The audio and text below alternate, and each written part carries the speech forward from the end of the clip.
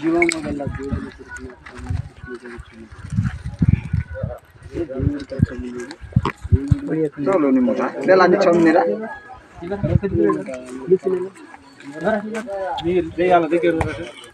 దేవునికి స్తోత్రం.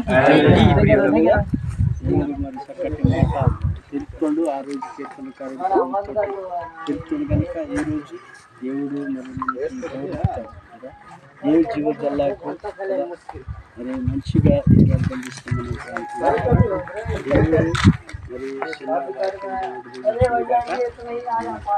స్తోత్రం.